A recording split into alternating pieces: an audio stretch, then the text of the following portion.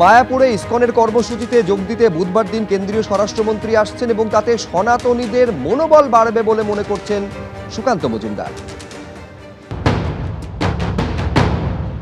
মাননীয় গৃহমন্ত্রীজি আসবেন মায়াপুরে গৌড়ীয় মঠ সম্প্রদায় এবং অন্যান্য সম্প্রদায়ের সন্ন্যাসীদের সাধুগুরু বৈষ্ণব যারা আছেন তাদের সাথে বসবেন। মাননীয় অমিত শাহজির বহুদিনের ইচ্ছে ছিল আসার, এর আগেও একবার আসার তার ব্যবস্থা হয়েছিল, কিন্তু প্রোগ্রাম কোনো কারণে ক্যান্সেল হয়, একটা বড় দুর্ঘটনা ঘটে যাওয়ার জন্য সেই সময়। তো মাননীয় গৃহমন্ত্রী এলে পরে অত্যন্ত ভালো হবে, কারণ মায়াপুরে বিশ্বের সর্ববৃহৎ মন্দির শুরু হতে চলেছে আর কিছু দিনের মধ্যেই, এবং প্রভুপাদের শিল প্রভুপাদের সাধনা অন্যতম সাধনা ছিল যে এই মন্দির তৈরি হবে মায়াপুরে ইসকনের হেডকোয়ার্টার। সেই উপলক্ষে মাননীয় গৃহমন্ত্রী আসবে। এর ফলে আমাদের বাংলার যে বৈষ্ণব আন্দোলন এবং অন্যান্য সনাতন ধর্মাবলম্বী মানুষ যারা আছেন তাদের আত্মবিশ্বাস এবং মনোবল আরও বাড়বে বলে আমার মনে হয়। এসআইআর শুনানি শেষ হওয়ার পরই 5 জেলার 7 জন এইআরওর বিরুদ্ধে পদক্ষেপ করল জাতীয় নির্বাচন কমিশন। এই 7 জন এইআরওকে সাসপেন্ড করা হয়েছে। পাশাপাশি জাতীয় নির্বাচন কমিশনের তরফে মুখ্য সচিবকে চিঠি দিয়ে এই 7 জন আধিকারিকের বিরুদ্ধে ডিসিপ্লিনারি অ্যাকশন অর্থাৎ দৃষ্টান্তমূলক ব্যবস্থা নেওয়ার জন্য নির্দেশ দেওয়া হয়েছে। এই 7 জন এইআরওর বিরুদ্ধে একাধিক অভিযোগ সামনে আসে। ভোটার তালিকায় বিশেষ সংশোধন অর্থাৎ এসআইআর এর কাজের সঙ্গে যুক্ত এই 7 জন এইআরও। অভিযুক্ত আধিকারিকদের বিরুদ্ধে এসআইআর এর কাজে কর্তব্যে গাফিলতির অভিযোগ রয়েছে।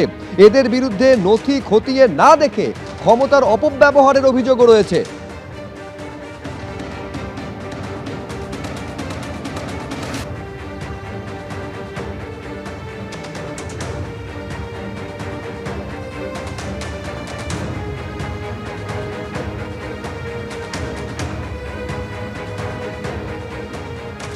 বীরভূমে ফের জার ভর্তি বোমা উদ্ধার। বোলপুরে বোমা ভর্তি জার উদ্ধারে চাঞ্চল্য।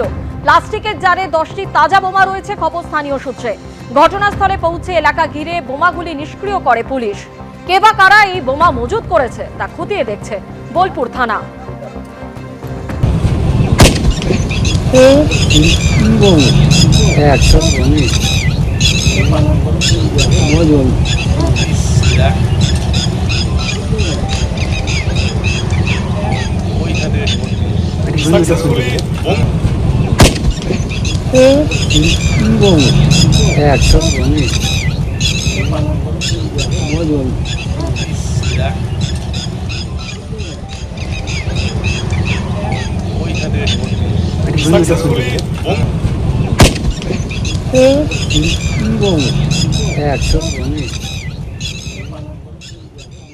আর এরই পাশাপাশি নজর রাখবো সল্টলেকে 62 দিনে মাদ্রাসা ঐক্য মঞ্চের অনশন আন্দোলন। মাদ্রাসা ঐক্য মঞ্চের আন্দোলন পাশে হুমায়ুন কবির। পাশে থাকার বার্তা দিয়ে অনশন মঞ্চে এলেন হুমায়ুন কবির।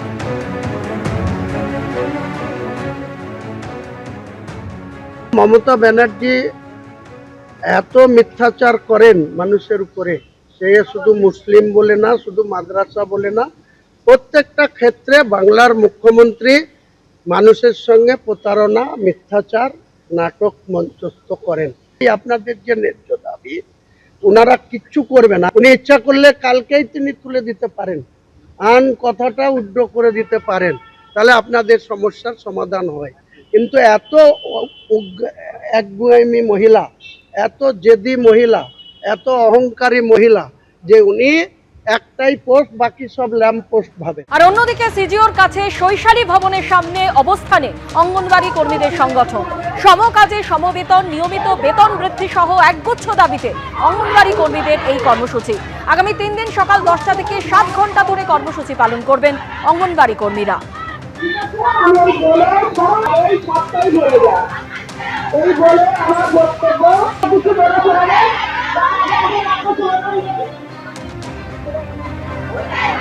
কলকাতার পাশাপাশি নজর রাখবো শিলিগুড়ির দিকে, যেখানে শিলিগুড়ি পুরসভা ঘেরাও বিজেপির যুব মোর্চার। চাকরির দাবিতে বিজেপির যুব মোর্চার এই কর্মসূচি।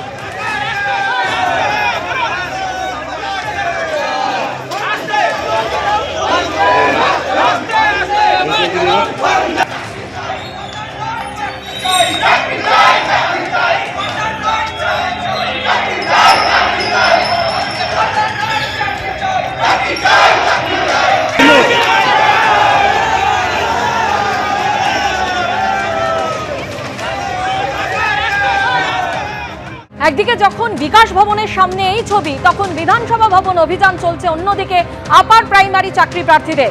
ডোরিনা ক্রসিং এর উপর রাস্তায় বসে পড়ে বিক্ষোভ দেখায় তারা।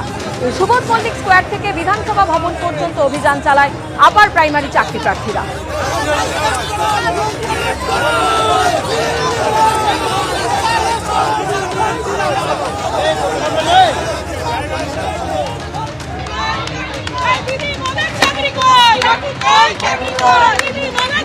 ফের চাকরির দাবিতে পথে চাকরি প্রার্থীরা। এবার আপার প্রাইমারির যারা চাকরি প্রার্থী তারা মিছিল করেছিল সুবোধ মল্লিক স্কোয়ার থেকে। দাবি একটাই, যে ভ্যাকেন্সি ছিল সেই ভ্যাকেন্সিতে প্রায় 9,500 চাকরি প্রার্থীর ইন্টারভিউ হয়েছে এবং তাদের নিয়োগের প্রক্রিয়া চলছে।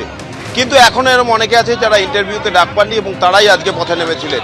সুবোধ মল্লিক স্কোয়ার থেকে মিছিল করে তারা আসেন, বিধানসভা অভিযানে ডাক দিয়েছিলেন তারা, কিন্তু তাদের বক্তব্য পুলিশ তাদের মিছিল বিধানসভা পর্যন্ত যাওয়ার অনুমতি দেয়নি। তাদের একটি প্রতিনিধি দল তারা বিধানসভায় যাবেন এবং তারপর সেই মিছিল নিয়ে যখন তারা ডোরিনা ক্রসিংয়ে আসেন সেইখানে এসে বেশ কিছুক্ষণ তারা রাস্তার উপর বসে পড়ে। যান চলাচল একেবারে স্তব্ধ হয়ে যায় এবং যারা চাকরি প্রার্থী তাদের যেটা দাবি যে 2022 থেকে তারা এই আন্দোলন চালিয়ে যাচ্ছেন, চাকরির জন্য লড়াই চালিয়ে যাচ্ছেন, কিন্তু এখনো পর্যন্ত তারা নিয়োগ পাননি। আর কতদিন অপেক্ষা করতে হবে? শিক্ষিত বেকার তারা যোগ্য এবং সেই যোগ্যতার নিরিখেই তারা চাকরির দাবি করছেন, কিন্তু এখনো পর্যন্ত প্রায় 9,500-এর ইন্টারভিউ হলেও এখনো এরকম অনেকে আছেন যারা কিন্তু নিয়োগ পাননি বা ইন্টারভিউর জন্য তাদের ডাকা হয়নি। তারাই আজকে আবার পথে নেমেছেন এবং তাদের নিয়ে কার্যত ধুন্ধুমার পরিস্থিতি। একেবারে ডোরিনা ক্রসিংয়ে এসে তারা বসে পড়েছিলেন তাদের মিছিল নিয়ে। বিশাল পুলিশ মোতায়েন করা ছিল আগে থেকে, পুলিশ তাদের এখান থেকে সরিয়ে দেওয়ার চেষ্টা করছে, কিন্তু যারা চাকরি প্রার্থী তাদের দাবি যে তারা এই আন্দোলন চালিয়ে যাবেন। আজকে তাদের একটি প্রতিনিধি দল বিধানসভায় যাবেন অধ্যক্ষের কাছে তাদের যে বক্তব্য সেই বক্তব্যের কথা জানানোর জন্য, তার সেই দাবিতেই আজকে তারা পথে নেমেছেন, নিয়োগের দাবিতে, চাকরির দাবিতে।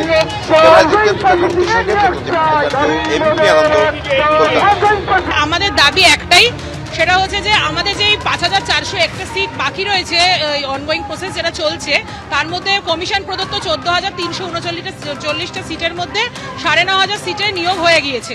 এখন 5,401টা সিট বাকি আছে। আমরা শহীদ মাতঙ্গিনী হাজরার মূর্তির পদতলে প্রায় 200 থেকে 250 জন ক্যান্ডিডেট রয়েছি। আমরা চাই আমরা প্রত্যেকে যোগ্য, আমরা প্রত্যেকে টেট পাস ট্রেন, তাই আমাদেরকে এই অনগোয়িং প্রসেসের মধ্যে ইনক্লুড করুক এবং আমাদের ইন্টারভিউ নিয়ে আমাদের চক ডাস্টার হাতে দিয়ে স্কুলে যাওয়ার সুযোগ করে দিন। আমরা বাদ পড়ে গেলাম কেন? কমিশনের কাছে বলতে গেলে ওরা বলে যে টেকনিক্যালি প্রবলেম।